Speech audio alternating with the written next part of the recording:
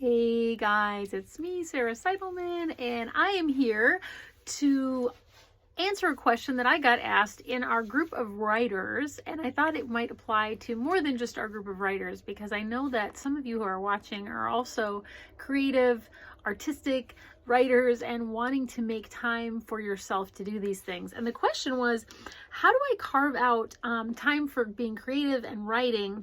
I've got 2 boys, 2 dogs, and an adventurous husband. I need time and space and an interruption-free space. Like, how do I create that? And I wanted to tell a little story, hoping that this will, maybe this will apply to you.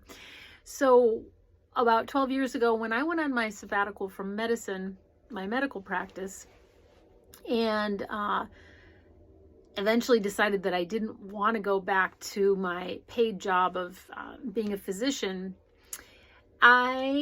something weird happened to me. So prior to that time, I had, made a healthy income, and in fact, frequently made more money than my husband, who was also a physician, because of the specialty I was in. And there was something about making more money than my husband that always made me feel a little bit more powerful. It made me feel powerful, not made me more powerful, but I always felt very justified. For example, to buy whatever I wanted, and also to, I just felt very empowered because of that. For whatever reason, right or wrong, that's just how I felt. Well, what happened was when I didn't go back to work that spring, and I worked maybe 2 days that year, my income essentially went to almost zero. And something weird started to happen at home. Suddenly I was like, hey honey, what do you want for dinner? And my husband would look at me like sort of strangely. And I was like, what I realized what was happening is that I felt like suddenly I had to earn my keep. I was like, somebody told me, Inger, a friend of mine, said that she had a friend she'd be, polishing the banisters and washing the windows rather than working on her creative jewelry making business, for example. And it was like, why was I doing that? It was not like me to ask people what they wanted for dinner, or to be like really trying to keep the house clean and really trying to be like, suddenly I was trying to be like a happy homemaker, like a good housekeeper. And my husband even reacted. He was like, you're acting kind of weird. What's the deal? And finally, when I sat down and realized is that I believed that if I wasn't generating income, that suddenly I had to prove my value, my merit, my worth by performing some kind of service at home. Like I had to prove that.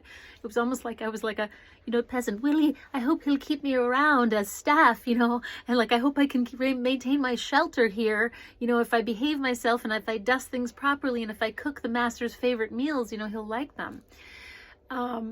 That's how weird I got. And it was really this unconscious thing. So sometimes I think as women or men, if we are not the primary breadwinners, maybe we feel guilty for taking the time to prioritize something as writing or painting, something that's sort of ethereal and may never garner us, paid work, may never lead to some financial windfall.